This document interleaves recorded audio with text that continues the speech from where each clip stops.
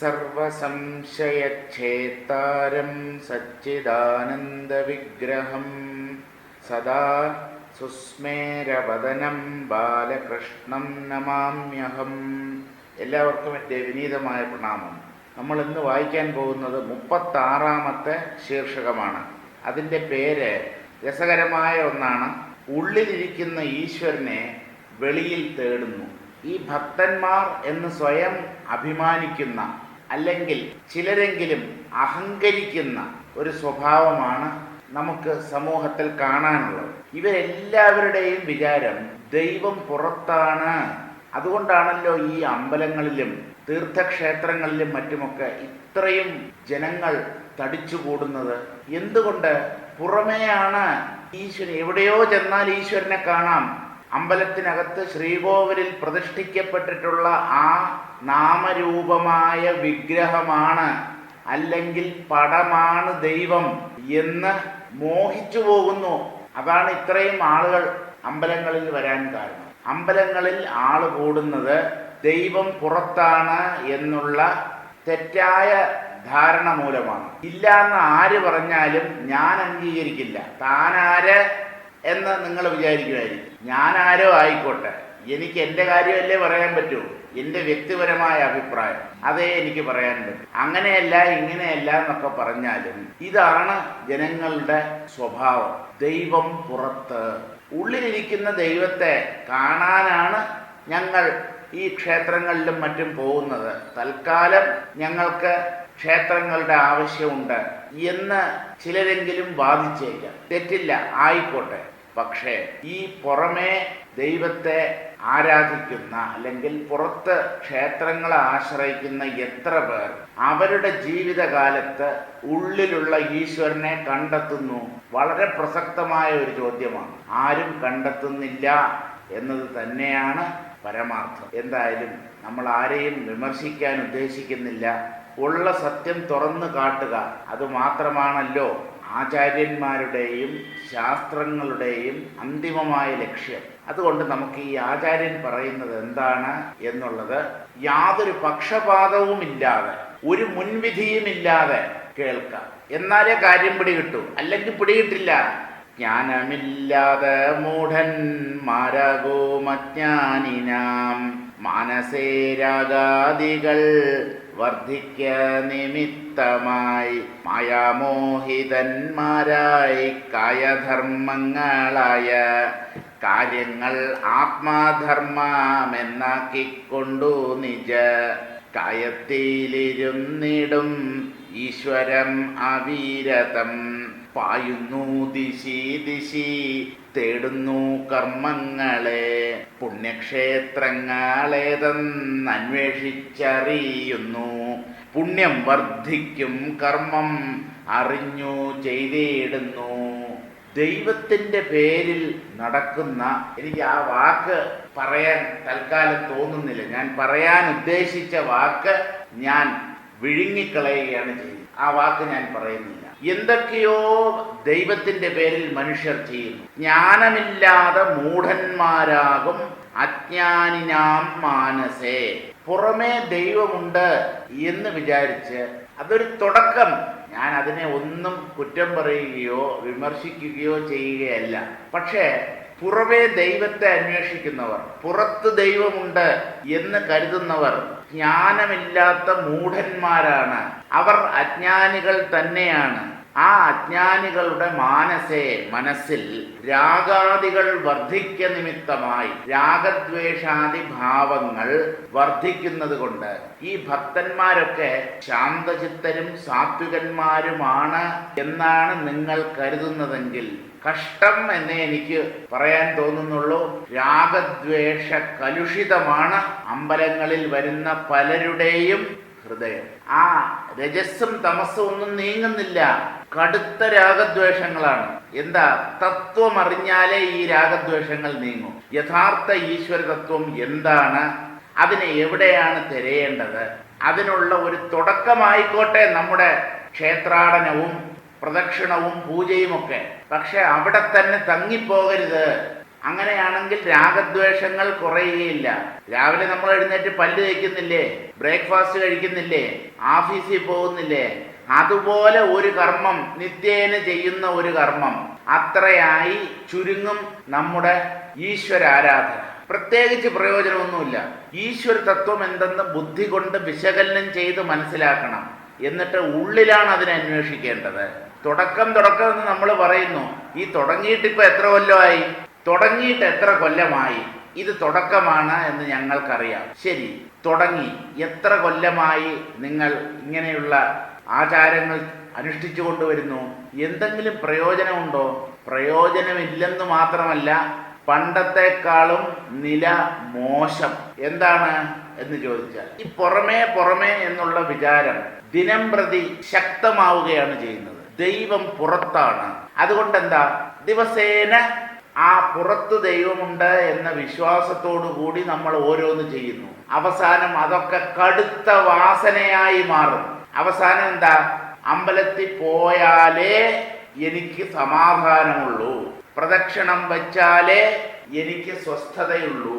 അപ്പോൾ നിങ്ങൾ ക്ഷേത്ര ആരാധനയിലൂടെ മാനസികമായി ഉയരുകയാണോ ചെയ്തത്, അല്ലെങ്കിൽ അധപ്പതിച്ചോ? ഞാൻ മറുപടി പറയുന്നില്ല. ഓരോ വ്യക്തിയും ഇതിനുള്ള മറുപടി സ്വയം കണ്ടെത്തി തന്നെ തിരുത്തട്ടെ. എനിക്ക് അത്ര മാത്രമേ പറയാനുള്ളൂ. ഇവിടെ എന്തായാലും ആചാര്യൻ പറയുന്നതാണ് നമുക്ക് ശ്രദ്ധിക്കാനുള്ളത്. രാഗാദികൾ വർദ്ധിക്ക നിമിത്തമായി മായാമോഹിതന്മാരായി, നമ്മുടെ ഭക്തന്മാരെ കുറിച്ചാണ് പറയുന്നത്. യഥാർത്ഥ ഭക്തന്മാരല്ല, ഭക്തിയുടെ പേരിൽ എന്തൊക്കെയോ ചെയ്തു കൂട്ടുന്നവർ. അവരൊക്കെ മായാമോഹിതന്മാരാണ്. അവരെന്ത് ചെയ്യുന്നു? മാനസേ രാഗാദികൾ വർദ്ധിക്ക നിമിത്തമായി, മനസ്സിൽ രാഗദ്വേഷങ്ങൾ കുറയുന്നില്ല, അസ്വസ്ഥത പെരുകി വരുന്നു. കൂടുതൽ വഴിപാടുകളും കൂടുതൽ പൂജയും കൂടുതൽ ക്ഷേത്രാടനവും ഒക്കെയായി അവരുടെ ജീവിതം അങ്ങനെ പോകുന്നു. പരിഹാര കർമ്മങ്ങൾ ചെയ്ത് പരിഹരിക്കാൻ പറ്റാത്ത ഒരു നിലയിൽ അവർ എത്തുന്നു. പ്രശ്നങ്ങളൊന്നും ഇവിടെ പരിഹരിക്കപ്പെടുന്നില്ല. ഇത് നല്ലതുപോലെ നമ്മൾ മനസ്സിലാക്കണം. ബാഹ്യമായ ഈ ലോകത്തുള്ള പ്രശ്നങ്ങളൊന്നും നമ്മുടെ ഈശ്വരാരാധന കൊണ്ട് തീരാൻ പോകുന്നില്ല. എന്തുകൊണ്ട് എന്ന് ചോദിച്ചാൽ, പ്രശ്നം പുറത്തല്ല, പ്രശ്നം ഉള്ളിലാണ്, മനസ്ഥലത്തിലാണ്. അതിനെ പാകപ്പെടുത്താൻ, അതിനെ ശുദ്ധീകരിക്കാൻ, അവിടെയുള്ള രാഗദ്വേഷാദികളെ കുറച്ചു കൊണ്ടുവരാൻ നാം കാര്യമായി ഒന്നും ചെയ്യുന്നില്ല എന്നതാണ് സത്യം. അപ്പോൾ മായാമോഹിതന്മാരായി തന്നെയാണ് ജനങ്ങൾ കഴിഞ്ഞുകൂടുന്നത്. അവരെന്ത് ചെയ്യുന്നു? കായധർമ്മങ്ങളായ കാര്യങ്ങൾ ആത്മധർമ്മം എന്നാക്കിക്കൊണ്ട് ശരീരത്തിന്റെ കർമ്മങ്ങൾ, ശരീരം ജനിക്കുന്നു, വളരുന്നു, അവസാനം മരിക്കുന്നു, ഇതെല്ലാം തനിക്കുണ്ട്, അതെല്ലാം തൻ്റെ ധർമ്മമാണ് എന്ന് പറഞ്ഞാൽ, തനിക്ക് ദേഹമുണ്ട്, താൻ ജനിച്ചു, താൻ വളരുന്നു, ഇപ്പോൾ തനിക്ക് വയസ്സായി, താൻ ഒരു ദിവസം മരിച്ചു പോകും. ഇങ്ങനെ ചിന്തിച്ച് ജഡധർമ്മങ്ങളെ ആത്മധർമ്മങ്ങളായി കരുതി കായധർമ്മങ്ങളെ ചൈതന്യത്തിന്റെ ധർമ്മങ്ങളായി വിചാരിച്ചിട്ട് നിജകായത്തിലിരുന്നീടും ഈശ്വരം അവിരതം. എന്നാൽ ഈ ഈശ്വരതത്വം എവിടെയാണ്? നിജകായത്തിലിരുന്നീടും ഈശ്വരം. തൻ്റെ ശരീരാന്തർഭാഗത്ത് ഹൃദയത്തിൽ സദാ ഞാനുണ്ട് എന്ന് പ്രകാശിക്കുന്ന ആ ശാസ്ത്രീയമായ ഈശ്വരതത്വത്തെ മനസ്സിലാക്കാതെ അവിരതം, നിരന്തരം, ഇടതടവില്ലാതെ എന്ത് ചെയ്യുന്നു? പായുന്നു ദിശി, ദിക്കുകൾ തോറും ഓടി നടക്കുന്നു, നെട്ടോട്ടം. ഈ ശിവരാത്രിയിലും മറ്റും ജനങ്ങൾ ഈ ശിവക്ഷേത്രങ്ങൾ സന്ദർശിക്കാൻ പോകുന്നില്ലേ? അതിന്റെ പേര് അവര് തന്നെ പറയുന്നത് ശിവാലയ ഓട്ടം എന്നാണ്. എനിക്കത് കേൾക്കുമ്പോ വല്ലാണ്ട് ഒരു പ്രയാസം. നിശ്ചലമായ ഈശ്വര തത്വത്തെ ഓടിക്കൊണ്ട് തിരയുകയോ, ഓട്ടം നിൽക്കണം. ശരീരത്തിന്റെ ഓട്ടം ആദ്യം നിലയ്ക്കണം. അത് കഴിഞ്ഞാൽ മനസ്സിന്റെ ഓട്ടം അല്ലെങ്കിൽ പാച്ചിൽ നിലയ്ക്കണം.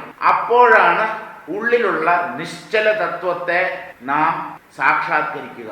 നിശ്ചല തത്വേ ജീവൻ മുക്തി. ശങ്കരാചാര്യ സ്വാമികൾ ഈ ആത്മതത്വത്തെ നിശ്ചല തത്വം എന്നാണ് പറയുന്നത്. സത്സംഗത്വേ നിസ്സംഗത്വം, നിസ്സംഗത്വേ നിർമോഹത്വം, നിർമോഹത്വേ നിശ്ചല തത്വം, നിശ്ചല തത്വേ ജീവൻ മുക്തി. നിശ്ചല തത്വത്തെ പാഞ്ഞുകൊണ്ട് തിരഞ്ഞാൽ എങ്ങനെ കിട്ടും? കിട്ടില്ല. കിട്ടാനുള്ള നേരിയ സാധ്യത പോലും കാണുന്നില്ല. പക്ഷേ എന്തു ചെയ്യാം? മായാമോഹിതരായി മനുഷ്യർ ഓടുന്നു, പായുന്നു, പാച്ചിലാണ്. നമുക്ക് എവിടെ നോക്കിയാലും പാച്ചിലാണെന്ന്. തിരുവോണത്തിന്റെ തലേ ദിവസം ഉത്രാട പാച്ചിൽ എന്നാണ് പറയുന്നത്. എന്തിനാ നിങ്ങൾ പായുന്നത്? സമാധാനമായി പോയിക്കൂടെ? ഈ പാച്ചിൽ എന്നുള്ള വാക്കെങ്കിലും നമുക്കൊന്ന് ഉപേക്ഷിക്കാമല്ലോ. അത് പറ്റുന്നില്ലല്ലോ. അടുത്ത ദിവസം തിരുവോണത്തിന്റെ തയ്യാറെടുപ്പുകളൊക്കെ നടത്താൻ വേണ്ടിയുള്ള ഓട്ടമാണ്, സമ്മതിച്ചു. പക്ഷേ നമ്മുടെ ഈ പാച്ചിൽ എന്നുള്ള പ്രയോഗം തന്നെ തെറ്റാണ്. ശാന്തമായി നമുക്ക് എന്തുകൊണ്ട് സാധനങ്ങൾ വാങ്ങിച്ചുകൂടാ? ഓണം ആഘോഷിച്ചുകൂടാ? അപ്പോൾ നമ്മുടെ ചില ഈ ഭാഷയിലുള്ള പ്രയോഗം തന്നെ തെറ്റാണ്. ഉത്രാട പാച്ചിൽ, ശിവാലയ ഓട്ടം, ഇതെല്ലാം നിലയ്ക്കണം. ഉള്ളിലുള്ള ശാന്തമായ ഈശ്വര തത്വത്തെ കണ്ണടച്ച് ഒരു സ്ഥലത്ത് ഇരുന്നിട്ട് വേണം അതിനെ സാക്ഷാത്കരിക്കാൻ. അതിനെ ആദ്യമായി ഈ ശരീരം കൊണ്ടുള്ള പാച്ചിലും ഓട്ടവുമൊക്കെ ആദ്യം നിൽക്കണം. ഈശ്വര ധ്യാനത്തിനുള്ള സമ്പ്രദായത്തെ പറയുമ്പോൾ ആദ്യം പറയുന്നത് ഒരിടത്തിരിക്കണം എന്നാണ്. ശുചൗ ദേശേ സമാസീനോ യഥാവത് കൽപ്പിതാസനഃ ജിതേന്ദ്രിയോ ജിതപ്രാണശ്ചിന്തയേത് ശിവമവ്യയം. ശിവകവചത്തിന്റെ ധ്യാന സമ്പ്രദായം ഇതാണ്. ശുചൗ ദേശേ സമാസീനഃ, വൃത്തിയുള്ള ഒരു സ്ഥലത്ത്, തൂത്ത് തുടച്ച് വൃത്തിയാക്കിയിട്ടുള്ള ഒരു സ്ഥലത്ത്, അത് പൂജാമുറി ആയിക്കോട്ടെ അല്ലെങ്കിൽ മറ്റേതെങ്കിലും മുറി ആയിക്കോട്ടെ, വൃത്തിയായിരിക്കണം. അവിടെ ഒരു പലകയിലോ അല്ലെങ്കിൽ ഒരാസനത്തിലോ ഇരുന്ന് ശുചൗദേശേ സമാസീന, നല്ലതുപോലെ ഇരിക്കണം എന്ന് പറഞ്ഞാൽ ശരീരത്തിന് ബുദ്ധിമുട്ടുണ്ടാകാത്ത രീതിയിൽ ചമ്രം പടിഞ്ഞിരിക്കണം. അതാണല്ലോ സാധാരണ ചെയ്യുന്നത്. യഥാവത് കൽപ്പിതാസന, നമുക്ക് പറ്റുന്ന ഒരു ആസനത്തിൽ ഇരുന്നിട്ട് ജിതേന്ദ്രിയ, ഇന്ദ്രിയങ്ങളെയൊക്കെ അടക്കി എന്ന് പറഞ്ഞാൽ ഒരു ശബ്ദം കേൾക്കുമ്പോൾ ചെവി അങ്ങോട്ട് പോകും. കണ്ണ് തുറന്നിരുന്നാൽ ഒരു രൂപത്തിലേക്ക് ആ കണ്ണിലൂടെ മനസ്സ് പായും. എല്ലായിടത്തും പാച്ചിലാണ്. അപ്പോൾ ആ ഇന്ദ്രിയങ്ങളെയെല്ലാം അടക്കി നിർത്തിയിട്ട്, ഇന്ദ്രിയങ്ങൾ അടങ്ങിയാലും ഉള്ളിലുള്ള മനസ്സ് ചലിച്ചുകൊണ്ടിരിക്കും. ആ മനസ്സിനെ നിശ്ചലമാക്കാനായി പ്രാണായാമം, ജിതേന്ദ്രിയ ജിതപ്രാണ, പ്രാണനെയും നിയന്ത്രിച്ച് അങ്ങനെ മനസ്സിന്റെ സങ്കല്പങ്ങളെ കുറച്ച് എന്തു വേണം? ചിന്തയേത് ശിവം അവ്യയം, യാതൊരു നാശവുമില്ലാതെ ശാന്തനായി നിശ്ചലനായി നിൽക്കുന്ന ആ ശിവതത്വത്തെ, അത് തന്നെയാണ് ആത്മതത്വം അല്ലെങ്കിൽ ബ്രഹ്മതത്വം. ആ തത്വത്തെ ചിന്തയേത്, ചിന്തിക്കണം. ഏത് ദേവന്റെ ആരാധനാ സമ്പ്രദായം എടുത്താലും ശാസ്ത്രങ്ങൾ ഇങ്ങനെയാണ് പറയുന്നത്, അല്ലാതെ ഓടാനല്ല പറയുന്നത്. ഒരിടത്ത് ഇരുന്ന് കണ്ണടച്ച് ഉള്ളിലേക്ക് ശ്രദ്ധ കേന്ദ്രീകരിക്കാനാണ് പറയുന്നത്. എന്തായാലും നമുക്ക് ഇവിടെ കായത്തിലിരുന്നിടും ഈശ്വരം അവിരതം പായുന്നു ദിശി ദിശി, ഓരോ ദിക്കിലും തെക്കോട്ടും വടക്കോട്ടും പടിഞ്ഞാട്ടും കിഴക്കോട്ടും എല്ലാം ഓടി നടക്കുന്നു. കാരണം അമ്പലങ്ങൾ എല്ലായിടത്തും ഉണ്ടല്ലോ, ഏത് ദിക്കിൽ പോയാലും അമ്പലങ്ങളുണ്ട്. ആ അമ്പലങ്ങളൊക്കെ കയറി ഇറങ്ങും. ശ്രീകൃഷ്ണ ജയന്തി ആണെങ്കിൽ വിഷ്ണു ക്ഷേത്രങ്ങളിലും ശ്രീകൃഷ്ണ ക്ഷേത്രങ്ങളിലും തിരക്ക്. വിനായക ചതുർത്ഥിയാണെങ്കിൽ വിനായകന്റെ അമ്പലം അല്ലെങ്കിൽ വിനായക സന്നിധിയിൽ തിരക്ക്. ഇങ്ങനെ ഓരോരോ വിശേഷ ദിവസങ്ങളിൽ അതാത് അമ്പലങ്ങളിൽ തിരക്ക് കൂടുന്നു. ഒരേ ദൈവം തന്നെയല്ലേ എല്ലായിടത്തും ഇരിക്കുന്നത്. പക്ഷെ ഇത് ജനങ്ങൾ മനസ്സിലാക്കണ്ടേ. ശിവരാത്രി ആണെങ്കിൽ അന്ന് ശിവക്ഷേത്രത്തിൽ, അന്ന് എന്തേ വിഷ്ണു ക്ഷേത്രത്തിൽ പോയാൽ ശിവൻ ദേഷ്യപ്പെടുമോ നിങ്ങളോട്? അന്നെന്താ ഗണപതി ആരാധിച്ചാൽ? അല്ല, അത് അപ്പൊ എന്താ ഭേദചിന്ത? ശിവൻ വേറെ, വിഷ്ണു വേറെ, ഗണപതി വേറെ, അയ്യപ്പൻ വേറെ. ഈ ഭേദചിന്ത നമ്മുടെ ഉള്ളിലുണ്ട് എന്നുള്ളതാണ് പച്ച പരമാർത്ഥം. കാരണം നമ്മുടെ പ്രവൃത്തി ഭേദചിന്ത അകന്നവരുടെ പ്രവൃത്തി പോലെയല്ല. ഒരാളുടെ പ്രവൃത്തി കണ്ടാൽ അറിയാം അയാളുടെ മനസ്സ് ഏത് തരത്തിലുള്ളതായിരിക്കുമെന്ന്. കാരണം മനസ്സാണ് ശരീരത്തെ പ്രവർത്തിപ്പിക്കുന്നത്. അപ്പോൾ ബാഹ്യചലനങ്ങൾ കണ്ടാൽ തന്നെ അറിയാം ഒരാളുടെ മനസ്സ് ഏത് തരത്തിലുള്ളതായിരിക്കുമെന്ന്. അതുകൊണ്ടാണ് ഈ പുറം കർമ്മങ്ങളെയൊക്കെ നോക്കിയിട്ട് ഇവർ മായാമോഹിതന്മാരാണ്, ഇവർക്ക് തത്വം പിടികിട്ടിയിട്ടില്ല എന്ന് ആചാര്യന്മാർ പറയുന്നത്. പായുന്നു ദിശി ദിശി, തേടുന്നു കർമ്മങ്ങളെ. ഓരോ ദേവനും പ്രത്യേകം പ്രത്യേകം വഴിപാടാണല്ലോ, ആരാധനയാണല്ലോ. ആ വഴിപാടുകളൊക്കെ പ്രത്യേകം പ്രത്യേകമായി നടത്തുന്നു. അപ്പോഴും ഈ ദേവന് വഴിപാട് നടത്തിയാൽ മറ്റേ ദേവൻ കോപിക്കുമോ? പിന്നെ ഈ ഓട്ടം എന്തൊക്കെയാണ്! ഓരോ അമ്പലങ്ങളിൽ ചെന്ന് തൊട്ടിൽ കെട്ടുന്നു, തൊട്ടിൽ കെട്ടുകയാണ്, പിന്നെ മണി കെട്ടുക, തൊട്ടിൽ കെട്ടുക, പിന്നെ മുട്ടിറക്കുക, എന്തൊക്കെയാണ് ഓരോരോ ക്ഷേത്രങ്ങളിൽ. അവസാനം ഇവരാരെങ്കിലും ഈശ്വര തത്വത്തെ വേണ്ടവണ്ണം മനസ്സിലാക്കുന്നുണ്ടോ? ഇല്ല. ഇങ്ങനെ എന്തെങ്കിലുമൊക്കെ ചെയ്യുന്നു. ഇനിയിപ്പോ വേറെ ചിലർ ഒരു ചോദ്യം ഉന്നയിച്ചേക്കാം, ആയിക്കോട്ടെ, നിങ്ങൾക്കെന്താ? അവർക്കല്പം സമാധാനം കിട്ടുന്നു, അവർ ചെയ്തോട്ടെ, അത് ചെയ്തോട്ടെ, എനിക്കൊരു വിരോധമില്ല കേട്ടോ. എനിക്ക് നയാ പൈസ ചെലവില്ലാത്ത പരിപാടിയാണിത്. ഞാൻ ഇതൊക്കെ പറയുന്നത് എന്ന് പറഞ്ഞാൽ ജനങ്ങളുടെ കണ്ണ് തുറക്കണം, ആ ഒരൊറ്റ ഉദ്ദേശ്യമേ ഉള്ളൂ. അവർ ചെയ്താലും ചെയ്തില്ലെങ്കിലും എന്നെ സംബന്ധിച്ച് എനിക്ക് പ്രത്യേകിച്ച് ലാഭമോ നഷ്ടമോ ഇല്ല. അവരുടെ മനസ്സമാധാനത്തിന് വേണ്ടി ഓരോരുത്തരും ഓരോന്ന് ചെയ്യുന്നു. പക്ഷെ അത് അന്ധമാകരുത് എന്നുള്ളതാണ് ഞാൻ പറയാൻ ഉദ്ദേശിക്കുന്ന കാര്യം. ആ അന്ധമായ ആചരണം കൊണ്ട് അവർക്ക് കാര്യമായ മനഃശാന്തിയോ സമാധാനമോ കിട്ടാൻ പോകുന്നില്ല. അപ്പോൾ അവർക്ക് കിട്ടിക്കോട്ടെ എന്ന് പറയുന്ന വാദത്തോട് എനിക്ക് അല്പം പോലും യോജിക്കാൻ നിവൃത്തിയില്ല. അതൊക്കെ ഇരുട്ട് കൊണ്ട് ഓട്ടയടയ്ക്കുന്ന പരിപാടിയാണ്. തൽക്കാലത്തേക്ക് എന്തോ ഒരു സമാധാനമൊക്കെ കിട്ടിയതുപോലെ ഇരിക്കും. വീണ്ടും മനസ്സ് അസ്വസ്ഥമാകും. വീണ്ടും ഓരോ പരിഹാരം, അമ്പലങ്ങളൊക്കെ കയറിയിറങ്ങും, ഉള്ള വഴിപാടുകളൊക്കെ നടത്തും. ഞാൻ പറയുന്നത്, നിങ്ങൾക്ക് ഈശ്വരന് കൊടുക്കണമെന്ന് തോന്നുന്നുണ്ടോ? കൊടുക്കൂ. ഒന്നും പ്രതീക്ഷിക്കരുത്. യാതൊന്നും പ്രതീക്ഷിക്കാതെ എൻ്റെ പ്രിയപ്പെട്ട ദൈവത്തിന് ഞാൻ സമർപ്പിക്കുന്നു. ഈ ഒരു ഭാവത്തോടു കൂടെ എന്താ കൊടുത്താൽ?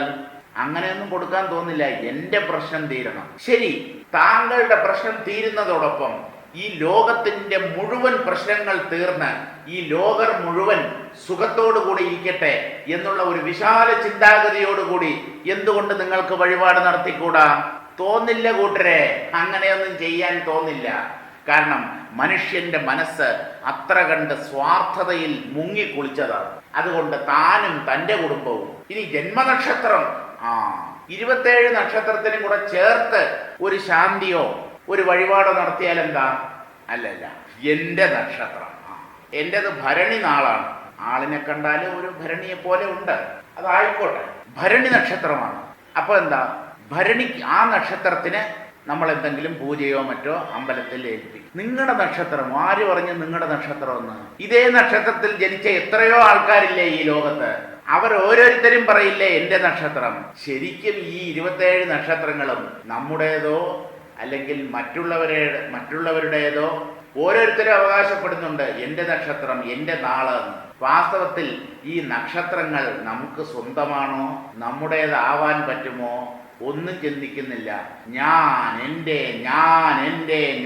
എൻ്റെ ഈ ഒരൊറ്റ വിചാരം മാത്രമേ ഉള്ളൂ. എൻ്റെ നക്ഷത്രം, എൻ്റെ ഇഷ്ടദേവൻ, എൻ്റെ അമ്പലം, ഞാൻ പ്രസിഡന്റായിട്ടിരിക്കുന്ന അല്ലെങ്കിൽ കാര്യദർശിയായിട്ടിരിക്കുന്ന ക്ഷേത്രം. അപ്പൊ അതിനോടൊരു മമതയായി. ഈ അഹന്തയെയും മമതയെയും നിങ്ങൾ എവിടെ കൊണ്ട് കളയും?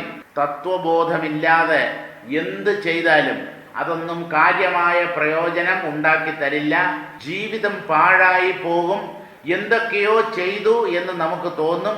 അവസാനം ഒന്നും കിട്ടിയില്ല എന്നുള്ള നിരാശയിൽ നമ്മുടെ ജീവിതം അവസാനിക്കുകയും ചെയ്യും. ബാലകൃഷ്ണൻ നായർ സാറ് അല്പം ഭീഷണി കലർന്ന സ്വരത്തിൽ പറയും, ഈ സത്യത്തെ നിങ്ങളുടെ ജീവിതത്തിൽ അനുനിമിഷം ഉറപ്പിച്ച് ചിത്തത്തെ പവിത്രമാക്കി ആ സത്യത്തിൻ്റെ അനുഭവം നേടിയില്ലെങ്കിൽ പടഞ്ഞു മരിക്കുവേ.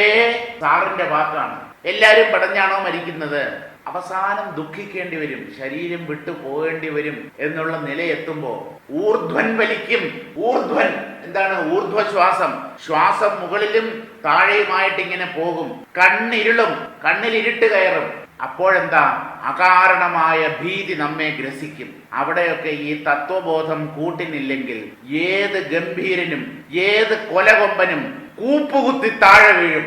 ഒരു സംശയവുമില്ലാത്ത കാര്യമാണ്. അതുകൊണ്ടാണ് വേദാന്തം, മനുഷ്യ നീ നിന്റെ ജീവിതത്തെ പാഴാക്കി കളയരുത്, എത്രയും പെട്ടെന്ന് ഈ വികാരമാർഗത്തിലേക്ക് വരൂ എന്ന് പറയുന്നത്. തേടുന്നു കർമ്മങ്ങളെ, പുണ്യക്ഷേത്രങ്ങൾ ഏതെന്ന് അന്വേഷിച്ചറിയുന്നു. ഓരോ പുണ്യക്ഷേത്രങ്ങൾ അത് എവിടെയാണ്, അവിടുത്തെ വഴിപാട് എന്താണ്, അവിടെ ഏതൊക്കെയാണ് വിശേഷ ദിവസങ്ങൾ, ഇതെല്ലാം ചോദിച്ചറിയുന്നു. ഇതിൻ്റെയൊക്കെ ഡേറ്റാബേസ് ചിലരുടെ കയ്യിലുണ്ട്. കൃത്യമായിട്ട് അവർ പറയും അമ്പലം എത്ര മണിക്കാണ് തുറക്കുന്നത്, രാവിലെ സന്ദർശന സമയം, അതുപോലെ വൈകുന്നേരം എത്ര മണിക്കാണ് സന്ദർശന സമയം. ഈ വിവരങ്ങൾ ശേഖരിക്കുന്നത് കൊണ്ട് ദോഷമില്ല, മനസ്സിലാക്കുക, അറിയുക, അതുകൊണ്ട് ദോഷമില്ല. പക്ഷേ ഈ ദൈവത്തെക്കുറിച്ചുള്ള നമ്മുടെ സങ്കല്പം നേരെയാവണം. എന്താണ് ശാസ്ത്രീയമായ ഈശ്വര തത്വം, അത് നമ്മൾ മനസ്സിലാക്കിയേ പറ്റൂ. എന്നാലേ നമ്മുടെ മനസ്സിന് ശാന്തി ലഭിക്കുകയുള്ളൂ. തേടുന്നു കർമ്മങ്ങളെ, പുണ്യക്ഷേത്രങ്ങൾ ഏതെന്ന് അന്വേഷിച്ചറിയുന്നു. പുണ്യം വർദ്ധിക്കും കർമ്മം അറിഞ്ഞു ചെയ്തിടുന്നു. ഏത് പൂജ ചെയ്താലാണ് കൂടുതൽ പുണ്യം കിട്ടുക? എപ്പോഴും കൂടുതൽ പുണ്യം കിട്ടുന്ന കർമ്മത്തിന് നിരക്ക് കൂടുതലായിരിക്കും. എപ്പോഴും അങ്ങനെയാണ്. ചെറിയ അർച്ചന, ചെറിയ പുഷ്പാഞ്ജലി, അതിൻ്റെ ചാർജ് കുറവായിരിക്കും. പുഷ്പാഭിഷേകം, അതിന് ചാർജ് കൂടുതലാണ്. എന്താണെന്നോ കാരണം, അതിന് കൂടുതൽ പുണ്യം കിട്ടും. ആരാ ഈ പുണ്യം വിതരണം ചെയ്യുന്നത്? ആ അമ്പലത്തിലെ പൂജാരിയോ അല്ലെങ്കിൽ ദൈവമോ? പൂജാരിക്ക് എന്തായാലും പുണ്യം വിതരണം ചെയ്യാനുള്ള അധികാരമൊന്നുമില്ല. പിന്നെ ഈ പുണ്യം തരുന്നത് ദൈവമായിരിക്കും. ദൈവം 50 രൂപ കൊടുത്താൽ കുറച്ച് പുണ്യവും 500 രൂപ കൊടുത്താൽ കൂടുതൽ പുണ്യവും തരുന്നു എങ്കിൽ ആ ദൈവം ദൈവമല്ല, പണത്തിന് മുഖ്യത്വം നൽകുന്ന ദൈവമാണ്. ആ ഈശ്വരനെ ആരാധിച്ചിട്ട് നമുക്ക് ഒരു ചുക്കും കിട്ടാനില്ല. അതുകൊണ്ട് കാര്യങ്ങളെ വേണ്ട പോലെ മനസ്സിലാക്കും. ആ ശരിയായ ജ്ഞാനം, സമ്യക് ജ്ഞാനം, അത് മാത്രമേ നമ്മുടെ സഹായത്തിനെത്തൂ എന്നുള്ള കാര്യം വ്യക്തമായി ഉള്ളിൽ ചിന്തിച്ചറിയുക. ഇങ്ങനെ പുണ്യം വർദ്ധിക്കും കർമ്മം അറിഞ്ഞു ചെയ്തിടുന്നു. ഓരോ തരത്തിലും ഉള്ള കർമ്മങ്ങൾ ഏതിനാണ് കൂടുതൽ കാശ് ചെലവാകുന്നത്, അത് ചെയ്താൽ കൂടുതൽ. അപ്പോൾ പണം ചെലവാക്കുന്ന പണത്തിന് ആനുപാതികമായി പുണ്യവും കൂടുതൽ കിട്ടുമെന്ന്. ഇതെല്ലാം അജ്ഞാനത്തിൽ ഉറച്ച മനസ്സിന്റെ തെറ്റിദ്ധാരണകളാണ്. സാരം വായിക്കാം. ജ്ഞാനമില്ലാത്ത മൂഢന്മാരായ അജ്ഞാനികൾ മനസ്സിൽ രാഗാദിദോഷങ്ങൾ വർദ്ധിക്കുന്നത് നിമിത്തം മായാമോഹിതന്മാരായി ശരീരധർമ്മങ്ങളായ കാര്യങ്ങളെ ആത്മധർമ്മമെന്ന് സ്വയം തീരുമാനിച്ച് ശരീരത്തിൽ കുടികൊള്ളുന്ന ഈശ്വരനെ കൈവിട്ട് അതിനെ അല്പം പോലും ശ്രദ്ധിക്കാതെ ഓരോ ദിക്കിലേക്കും ഓടി കർമ്മങ്ങളെ അന്വേഷിക്കുന്നു. ഈശ്വരപരങ്ങളായ കർമ്മങ്ങൾ ചെയ്യാൻ ശ്രദ്ധയുള്ളവരായി തീരുന്നു. ഭൂലോകത്ത് പുണ്യക്ഷേത്രങ്ങൾ എവിടെയുണ്ടെന്ന് അന്വേഷിച്ചറിഞ്ഞ് പുണ്യം വർദ്ധിക്കാനായി കർമ്മങ്ങൾ ചെയ്യുന്നു. ഈ ഈശ്വരനെ എങ്ങനെയാണ് ആരാധിക്കേണ്ടത്? ഈ ഈശ്വര തത്വം വാസ്തവത്തിൽ എവിടെയാണ്? അദ്ദേഹത്തിന്റെ ആരാധനാ സമ്പ്രദായം എന്താണ്? ഇതൊന്നും മനസ്സിലാക്കാതെ അന്ധമായി ഓരോ കാര്യങ്ങൾ ചെയ്യുന്നു ഈ അജ്ഞാനികൾ. ഇനിയും ഈ അജ്ഞാനികൾ എന്തൊക്കെയാണ് ചെയ്തു കൂട്ടുന്നത് എന്നാണ് പറയുന്നത്. ഭജിച്ചിടുന്നു ചിലർ, സേവിച്ചിടുന്നു പൂജ, കഴിച്ചിടുന്നു ചിലർ, പൂജിപ്പിക്കുന്നു ചിലർ, പൂജിച്ചിടുന്നു ചിലർ, ഭുജിപ്പിക്കുന്നു ചിലർ, ജത്വമുള്ളോർക്കൊക്കെ ദാനം ചെയ്യുന്നു ചിലർ, വിപ്രന്മാരെല്ലാരെയും വരുത്തിയിട്ടവരെ കൊണ്ടുത്കർഷമായ കർമ്മം ചെയ്യിപ്പിക്കുന്നു കേചിത്. ഭുക്തിയും പ്രതിഗ്രഹം വസ്ത്രവും ധനങ്ങളും പ്രത്യേകമവർക്കഭിലാഷമെന്താ, പ്രത്യേകമവർക്കഭിലാഷമെന്തെന്നാലവ തൃപ്തി വന്നിടുമാറു കൊടുത്തിടുന്നു പുണ്യം, വർദ്ധിച്ചു മുക്തി ലഭിക്കണം എന്നിച്ഛയോടെ. എല്ലാവർക്കും വേണ്ടത് പുണ്യമാണ്. നമ്മൾ ഈ ചെയ്യുന്ന കർമ്മങ്ങൾക്ക് ഒരു പുണ്യഫലവും ഇല്ല എന്ന് വരികിൽ ആരും ഒന്നും ചെയ്യില്ല. എല്ലാവർക്കും ഈ കർമ്മം ചെയ്യുന്നതിൻ്റെ പുറകിൽ ഒരു ഉദ്ദേശ്യമുണ്ട്. അത് രോഗം നീങ്ങുക എന്നുള്ളതാവാം, ജീവിത കഷ്ടങ്ങൾ ഇല്ലാതാവണം എന്നുള്ള ഉദ്ദേശമാവാം, ഭൗതികമായ എന്തെങ്കിലും ആഗ്രഹപൂരണമാകാം. ഇങ്ങനെ ഒന്നും കാണാതെ പ്രയോജനമനുദ്ദിശ്യ ന മന്ദോപി പ്രവർത്തതെ, മന്ദബുദ്ധി പോലും, അല്പം പോലും ബുദ്ധിയില്ലാത്ത ഒരു വ്യക്തി പോലും ഒരു പ്രയോജനത്തെ മുന്നിൽ കാണാതെ ഒന്നും ചെയ്യില്ല. അപ്പോൾ അല്പം ബുദ്ധിയുള്ളവരുടെ കാര്യം പ്രത്യേകിച്ച് പറയണോ? എന്തൊക്കെയാണ് മനുഷ്യർ ചെയ്യുന്നതെന്ന് നോക്കൂ. ഭജിച്ചിടുന്നു ചിലർ ഈശ്വരനെ ഭജിക്കുന്നു. ഇത്ര ദിവസം ഗുരുവായൂരും മറ്റുമൊക്കെ ചെന്ന് ഭജനമിരിക്കുന്നത് മോശം എന്ന അഭിപ്രായം എനിക്കില്ല. പക്ഷേ അതുകൊണ്ട് നാം നേടാൻ ആഗ്രഹിക്കുന്നത് ഈശ്വരനെയോ അല്ലെങ്കിൽ ഭൗതികമായ എന്തെങ്കിലും ആഗ്രഹപൂർത്തീകരണമോ? എന്താണ് ഉദ്ദേശ്യം? ഇപ്പൊ മേൽപ്പത്തൂര് ഗുരുവായൂര് ചെന്ന് ഭജനമിരുന്നു. അദ്ദേഹത്തിന്റെ ലക്ഷ്യം എന്ന് പറയുന്നത് തന്റെ വാതരോഗം ശമിക്കുക എന്നുള്ളതായിരുന്നു. ഗുരുവായൂരപ്പൻ അത് ശമിപ്പിച്ചു കൊടുക്കുകയും ചെയ്തു. അപ്പൊ നിങ്ങൾ ഒരു കാര്യം മനസ്സിലാക്കണം, നിങ്ങൾ ഈ ചെയ്യുന്ന കർമ്മങ്ങൾക്ക് ദൈവം പ്രയോജനം തരില്ല എന്ന് വിചാരിക്കരുത്. നിങ്ങൾ ഉദ്ദേശിച്ച പല കാര്യങ്ങളും നടന്നു എന്ന് വരാം, പക്ഷേ അതെല്ലാം ശാരീരികമോ ഭൗതികമോ ആയ ഒന്നാവും. ഈശ്വരനെ കിട്ടാൻ, ഈശ്വര സാക്ഷാത്കാരത്തിന്, മോക്ഷത്തിന് ഈ കർമ്മങ്ങൾ പ്രയോജനപ്പെടുന്നില്ല. ലൗകികമായ ലാഭങ്ങൾ തീർച്ചയായും കിട്ടും, എത്രയോ പേർക്ക് കിട്ടിയിട്ടുണ്ട്. പക്ഷെ അതുകൊണ്ട് നമ്മുടെ ജീവിതം ധന്യമാകുമോ? ഇതാണ് ചോദ്യം. ഒരു പ്രശ്നം നീങ്ങും, വേറൊരു പ്രശ്നം വരും. അപ്പൊ ഈ പ്രശ്നങ്ങളെ ഇങ്ങനെ പരിഹരിക്കുന്നതിലൂടെ നമുക്ക് ഒരിക്കലും ചാരിതാർത്ഥ്യമോ ജീവിത ധന്യതയോ നേടാൻ കഴിയുകയില്ല. അപ്പൊ പലരും പല കർമ്മങ്ങളാണ് ചെയ്യുന്നത്. ഭജിച്ചിടുന്നു ചിലർ, ഈശ്വരനെ പല പ്രകാരത്തിലും ഭജിക്കുന്നു, ആരാധിക്കുന്നു. വ്രതാനുഷ്ഠാനങ്ങളും മറ്റും ചെയ്താണ് അങ്ങനെ ചെയ്യുന്നത്. സേവിച്ചിടുന്നു, ഈശ്വരനെ സേവിക്കുന്നു. പൂജ കഴിച്ചിടുന്നു, പൂജ ചെയ്യുന്നു. ചിലർ പൂജിപ്പിക്കുന്നു, പൂജിക്കാൻ ചിലർക്ക് ആഗ്രഹമുണ്ട്, പക്ഷെ അവർക്ക് പൂജ അറിയില്ല. അപ്പോൾ മറ്റൊരാളുടെ സഹായത്തോടെ, പുരോഹിതന്മാരുടെ സഹായത്തോടു കൂടി ആയിരിക്കും അവർ ആ പൂജ ചെയ്യുക. അപ്പൊ പൂജിക്കുന്നു ചിലർ പൂജിപ്പിക്കുന്നു, പൂജ ചെയ്യാൻ അവരെ സഹായിക്കുന്നു. ചിലർ ഭുജിച്ചിടുന്നു. അന്നദാനം ഉണ്ടല്ലോ, വളരെ വിശേഷപ്പെട്ടതാണ്. കാല് കഴുകി ചോറൂട്ടുക എന്നുള്ള സമ്പ്രദായം നമ്മുടെ കേരളത്തിൽ പണ്ടേ നിലനിന്നിരുന്നു. അതും വിശേഷിച്ച് ബ്രാഹ്മണര് അങ്ങനെയൊക്കെ ഉണ്ട്. ആരെങ്കിലും ഒക്കെ വിളിച്ച് കാല് കഴിച്ച് ഊട്ടിയാ പോരാ, ദ്വിജനായിരിക്കണം. അപ്പോ ചിലർ ഭുജിക്കുന്നു, ഭക്ഷിക്കുന്നു. ഭുജിപ്പിക്കുന്നു ചിലർ, മറ്റുള്ളവര് അവരെ ഭുജിപ്പിക്കുന്നു, ആഹാരം കൊടുക്കുന്നു. കുറെ പേര് അന്നദാനം നടത്തുന്നു, മറ്റുള്ളവർ ആ അന്നം സ്വീകരിക്കുന്നു. ദ്വിജത്വമുള്ളവർക്കൊക്കെ ദാനം ചെയ്യുന്നു ചിലർ. ദ്വിജത്വം എന്ന് പറഞ്ഞാൽ ബ്രാഹ്മണ്യം, ബ്രാഹ്മണർ. ആ ദ്വിജത്വം ഉള്ളവർക്കൊക്കെ ദാനം ചെയ്യുന്നു ചിലർ. ബ്രാഹ്മണന് ദാനം ചെയ്താലേ പ്രയോജനമുള്ളൂ, അങ്ങനെ ഒരു വിശ്വാസം നമ്മുടെ ഉള്ളിലുണ്ട്. അപ്പോൾ ആ ദ്വിജന്മാരെ വിളിച്ച് അവർക്ക് ദാനവും മറ്റും കൊടുക്കുന്നു. വിപ്രന്മാരെല്ലാരെയും വരുത്തിയിട്ട് അവരെ കൊണ്ട് ഉത്കർഷമായ കർമ്മം ചെയ്യിപ്പിക്കുന്നു. കേചിത് എന്ന് പറഞ്ഞാൽ ചിലർ എന്ന് തന്നെയാണ്.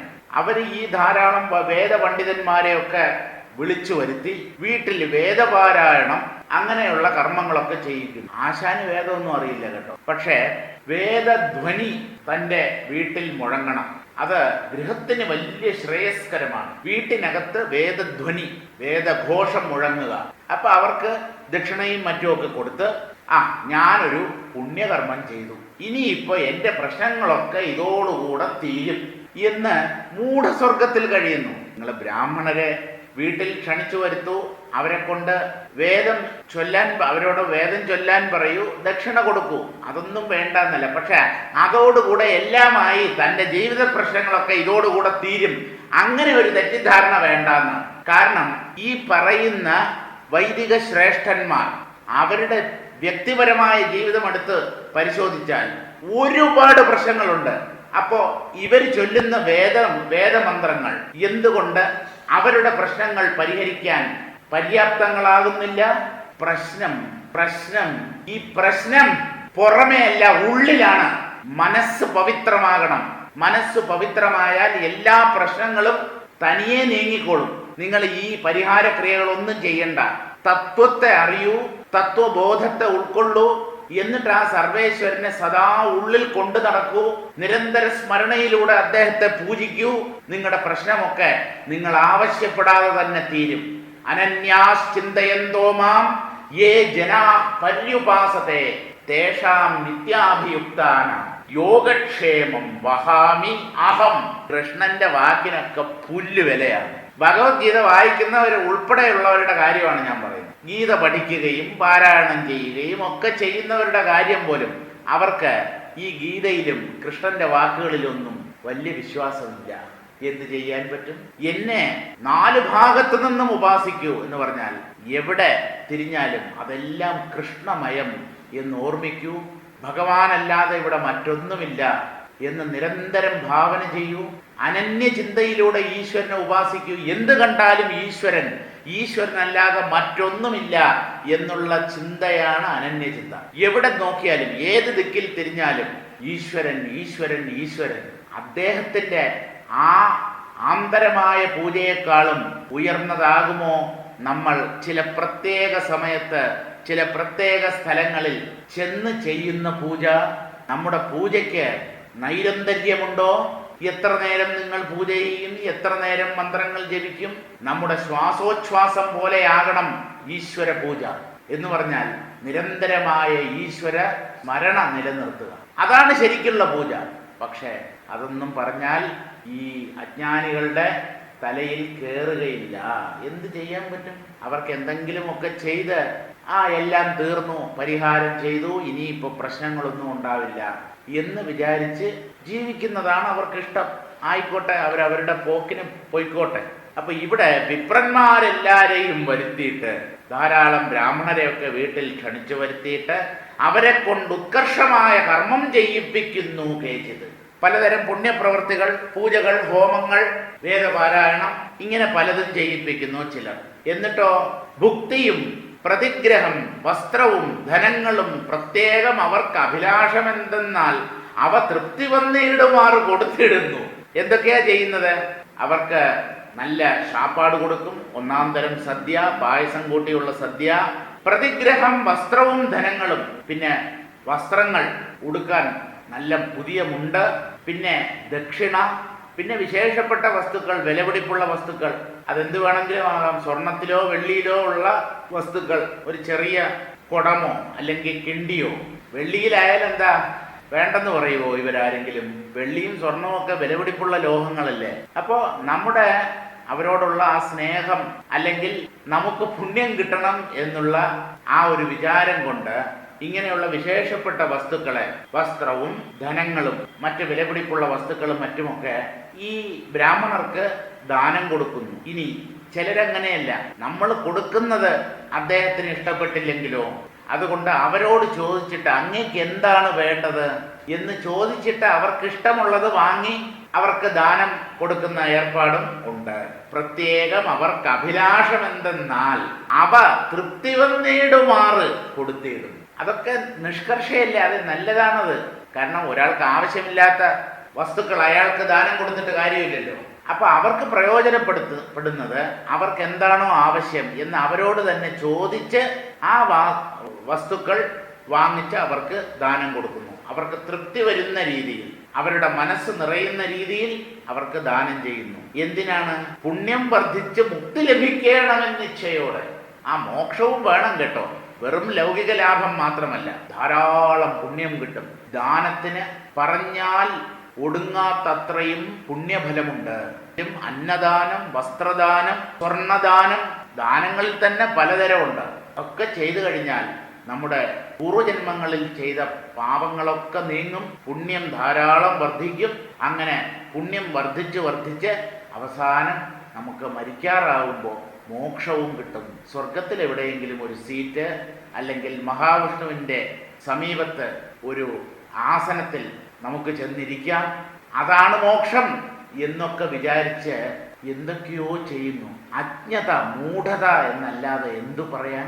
സാരം വായിക്കാം. ചിലർ ഭജിക്കുന്നു, ചിലർ സേവിച്ചിടുന്നു, ചിലർ പൂജ കഴിക്കുന്നു, ചിലർ പൂജിപ്പിക്കുന്നു, ചിലർ ഭുജിക്കുന്നു, ചിലർ ഭുജിപ്പിക്കുന്നു, ചിലർ ബ്രാഹ്മണർക്കെല്ലാം ദാനം ചെയ്യുന്നു, ചിലർ പുരോഹിതന്മാരെ വരുത്തി അവരെ കൊണ്ട് ഉത്കർഷമായ കർമ്മം ചെയ്യിപ്പിക്കുന്നു, ഭക്ഷണം കൊടുക്കുന്നു, വസ്ത്രവും ധനവും അവർക്ക് ഇഷ്ടമുള്ളവയെല്ലാം തൃപ്തി വരുമാറ് ദാനം ചെയ്യുന്നു. ഇപ്രകാരമെല്ലാം ചെയ്യുന്നത് പുണ്യം വർദ്ധിച്ച് മുക്തി ലഭിക്കണം എന്നുള്ള ആഗ്രഹത്തോടു കൂടിയാണെന്ന് അറിഞ്ഞുകൊള്ളുക. ആചാര്യൻ ആ സ്ത്രീരത്നത്തോട് പറയുകയാണ്, നമ്മൾ ഓരോരുത്തരും ഈ കാര്യം നല്ലതുപോലെ മനസ്സിലാക്കണം. ഇനി എന്ത് ചെയ്യുന്നു? മുക്തിദാനൈക പരനാം ഭഗവാൻ തന്നുടെ ഉൾത്തളിരിങ്കലിരുന്നിടുന്നതറിയാതെ പൃഥ്വിദേവന്മാരാലെ ചെയ്യപ്പെട്ടൊരു കർമ്മ ശക്തി കൊണ്ടെനിക്കു സായുജ്യമാ ഇരിപ്പൊരു മുക്തിയെ ലഭിക്കണം എന്നു ചിന്തിക്കും മൂഢ ചിത്തന്മാർ അജ്ഞാനികൾക്കധികാരികളല്ലോ. മൂഢന്മാർ, ഒന്നും അറിയാത്ത വിഡ്ഢികൾ, അല്ലാതെ എന്തു പറയാൻ, അറിവില്ലാത്തവരെ കേമന്മാരെന്ന് എങ്ങനെ പറയാൻ പറ്റും? മുക്തിദാനൈക പരനാം ഭഗവാൻ തന്നെ ഉൾത്തളിരിങ്കൽ ഇരുന്നിടുന്നതറിയാതെ ആ കരുണാമയനായ ഭഗവാന്റെ ഹൃദയത്തിൽ അദ്ദേഹം എന്താണ് ചിന്തിക്കുന്നത്, അദ്ദേഹം എങ്ങനെയാണ് അദ്ദേഹത്തെ ആരാധിക്കണമെന്ന് പറയുന്നത്, അതൊന്നും ശാസ്ത്രങ്ങളിൽ നിന്ന് വായിച്ച് വേണ്ടവണ്ണം മനസ്സിലാക്കാതെ എന്തൊക്കെയോ കർമ്മങ്ങൾ മനുഷ്യർ ചെയ്തു കൂട്ടുന്നു. അദ്ദേഹത്തിന്റെ പ്രധാന ജോലി എന്തെന്നോ, ഈ സർവേശ്വരന്റെ ജീവന്മാർക്ക് മുക്തി നൽകുക എന്നുള്ളതാണ്. മുക്തിദാനൈകപരൻ, മുക്തിയെ ദാനം ചെയ്യുക എന്നതല്ലാതെ അദ്ദേഹത്തിന് വേറെ ഒരു പണിയും അറിയില്ല. ആ ദൈവത്തിനെ സന്തോഷിപ്പിക്കാനായിട്ടാണ് ഇവിടെ ഓരോ തരം പൂജാതി കർമ്മങ്ങളും ബ്രാഹ്മണർക്ക് അന്നദാനം നടത്തുന്നതും അവർക്ക് മറ്റു തരത്തിലുള്ള ദാനങ്ങളൊക്കെ നൽകുന്നതുമൊക്കെ. ഇതുകൊണ്ട് ആ സർവേശ്വരന്റെ അനുഗ്രഹം പൂർണ്ണമായി കിട്ടും എന്നാണ് ഇവർ വിചാരിച്ചിരിക്കുന്നത്. സർവേശ്വരൻ നമ്മെ എപ്പോഴും അനുഗ്രഹിച്ചു കൊണ്ടിരിക്കുന്നു. നമ്മൾ ശ്വസിക്കുന്നുണ്ടല്ലോ, ഈ പ്രാണവായു അകത്തും പുറത്തുമായി സഞ്ചരിക്കുന്നത് ആ സർവേശ്വരന്റെ കൃപ കൊണ്ടാണ്. അല്ലെങ്കിൽ അതൊക്കെ നിന്നുപോകും, നമ്മൾ മറിഞ്ഞടിച്ച് തറയി വീഴും. ശരീരചലനങ്ങൾ, ശരീരത്തിനകത്ത് നടക്കുന്ന പ്രക്രിയകൾ, ദഹനം, ശ്വാസോച്ഛ്വാസം, ഹൃദയസ്പന്ദനം, ഇതൊക്കെ നമ്മുടെ മിടുക്കല്ല. ഉള്ളിലിരിക്കുന്ന ആ ഈശ്വരൻ തൻ്റെ സാന്നിധ്യം കൊണ്ട് ഈ കർമ്മങ്ങളെയൊക്കെ ചെയ്യിച്ചു കൊണ്ടിരിക്കുന്നു.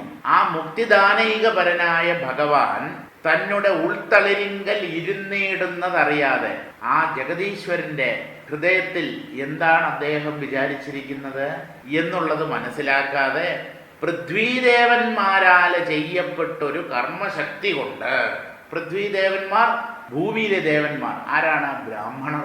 അവരാണ് ഭൂമിയിലെ ദേവന്മാർ.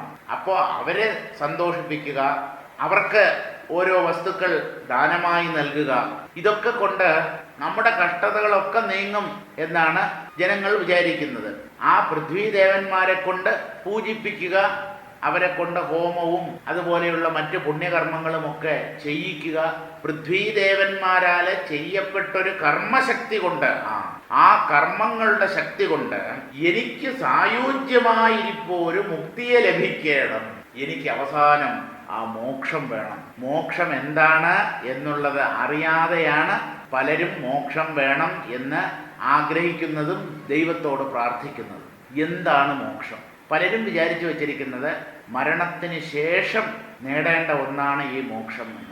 ഈശ്വരനിൽ ലയിക്കുക എന്നൊക്കെ അവർ പറയുമ്പോഴും എന്താണെന്നൊന്നും വലിയ നിശ്ചയമില്ല ഈ മോക്ഷ സ്വരൂപത്തെക്കുറിച്ച്. അപ്പോൾ ഈ ഭൂസുരന്മാർ ചെയ്യുന്ന കർമ്മങ്ങളുടെ ശക്തി കൊണ്ട് എനിക്ക് സായുജ്യമായിരിപ്പോ ഒരു മുക്തിയെ ലഭിക്കണം എന്ന് ചിന്തിക്കും മൂഢചിത്തന്മാർ.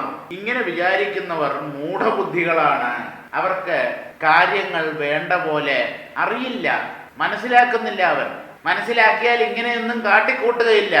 അതാണ് ഈ പറയുന്നതിന്റെ ഉദ്ദേശ്യം. കർമ്മം കൊണ്ട് നേടാൻ പറ്റുന്നതാണോ മോക്ഷം? ജ്ഞാനം കൊണ്ട് മാത്രമേ മോക്ഷം സിദ്ധിക്കുകയുള്ളൂ.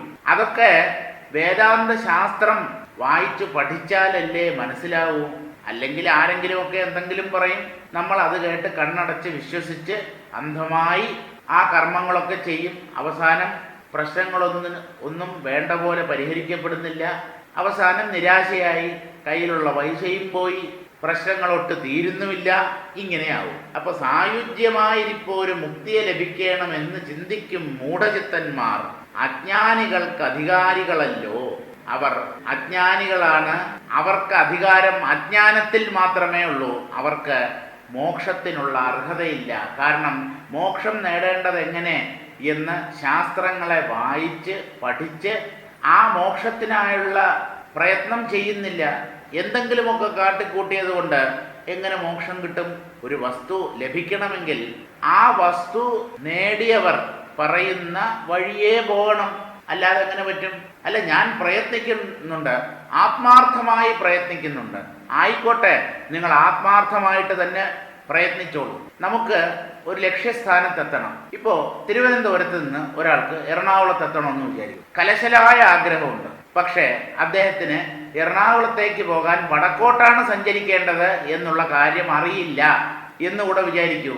അദ്ദേഹം നടക്കുന്നത് തെക്കോട്ടാണ്. വടക്കോട്ട് പോകുന്നതിന് പകരം തെക്കോട്ടാണ് നടക്കുന്നത്. വളരെ വിശ്വാസത്തോടു കൂടി ഞാൻ എറണാകുളത്ത് എത്തിച്ചേരും എന്നുള്ള ഒരു വിശ്വാസത്തോടു കൂടി പാവം സർവശക്തിയും സംഭരിച്ച് അങ്ങനെ നടക്കുകയാണ്. തെക്കോട്ട് നടന്നാൽ എങ്ങോട്ടെത്തും? നാഗർകോവിൽ, കന്യാകുമാരി, അവസാനം കന്യാകുമാരിയുടെ അപ്പുറത്ത് പോയാൽ വീണ്ടും തെക്കോട്ട് പോയി കഴിഞ്ഞാൽ അവിടെ കടലിൽ ചെന്ന് വീഴും. എറണാകുളത്തില്ല. അപ്പോൾ ലക്ഷ്യസ്ഥാനം എന്താണ് എന്നുള്ളത് മനസ്സിലാക്കുന്നത് പോലെ തന്നെ എങ്ങനെയാണ് ലക്ഷ്യസ്ഥാനത്തെത്തേണ്ടത് എന്ന കാര്യവും നമ്മൾ മനസ്സിലാക്കിയിരിക്കണം. അല്ലെങ്കിൽ നമ്മുടെ പ്രയത്നം നിഷ്ഫലമായി പോകും. മോക്ഷം വേണം. ആദ്യമായി അതെന്താണ്, എങ്ങനെയാണ് മോക്ഷം നേടേണ്ടത്, ഈ മാർഗങ്ങൾ ശാസ്ത്രങ്ങൾ വായിച്ചു മനസ്സിലാക്കണം.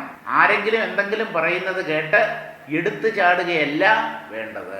അപ്പോൾ ഈ മൂഢചിത്തന്മാർ എന്നും അജ്ഞാനത്തിൽ തന്നെ കഴിയുന്നു.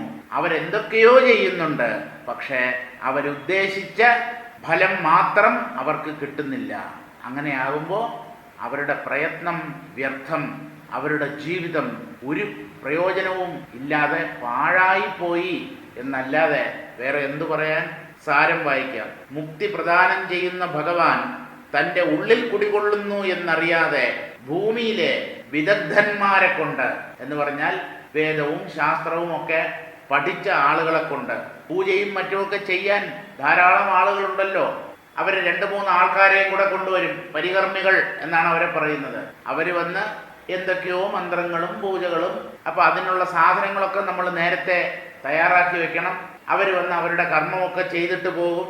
അവരെല്ലാം അറിയുന്നവരാണ് എന്നാണ് ഈ പൂജ നടത്താൻ ആഗ്രഹിക്കുന്ന ആൾ വിചാരിച്ചിരിക്കുന്നത്. അപ്പോൾ എന്തായാലും ഇങ്ങനെയുള്ള ഭൂമിയിലെ വിദഗ്ധന്മാരെ കൊണ്ട് ചെയ്യിക്കുന്ന കർമ്മങ്ങളുടെ ശക്തി കൊണ്ട് തനിക്ക് സായുജ്യമായ മുക്തി ലഭിക്കണം എന്ന് ചിന്തിക്കുന്ന മൂഢചിത്തന്മാരായ അജ്ഞാനികൾ മുക്തിക്ക് അധികാരികളല്ല. മോക്ഷത്തിനായുള്ള പ്രയത്നം ശരിയായ ദിശയിൽ വേണം ചെയ്യാൻ. അത് തെറ്റായ ദിശയിലാണെങ്കിൽ നമ്മുടെ പ്രയത്നമൊക്കെ അവിടെ ഉണ്ടാവും, പക്ഷേ നമ്മൾ ഉദ്ദേശിച്ച കാര്യം നമുക്ക് കിട്ടുകയില്ല. കാരണം ലക്ഷ്യം ശരിയായിരുന്നു, പക്ഷേ തിരഞ്ഞെടുത്ത മാർഗം തെറ്റായിപ്പോയി. ലക്ഷ്യവും മാർഗവും ശരിയാണെങ്കിൽ മാത്രമേ നമുക്ക് ഉദ്ദേശിച്ച ഫലം കിട്ടുകയുള്ളൂ. ഏത് കാര്യത്തിലായാലും, മോക്ഷത്തിന്റെ കാര്യത്തിലില്ല, ഏത് കാര്യത്തിലായാലും നമുക്ക് എന്താണ് വേണ്ടത്, അത് എങ്ങനെയാണ് നേടേണ്ടത്, ഈ 2 കാര്യങ്ങളിലും നമുക്ക് നല്ല വ്യക്തത ഉണ്ടായിരിക്കണം. എന്തായാലും അതവിടെ നിൽക്കട്ടെ. ഇനിയും പല കാര്യങ്ങളും ആചാര്യൻ പറഞ്ഞ് നമ്മുടെ കണ്ണ് തുറപ്പിക്കാൻ ശ്രമിക്കുന്നു. ആ ഭാഗങ്ങൾ നമുക്ക് അടുത്ത ക്ലാസ്സിൽ വായിക്കാം.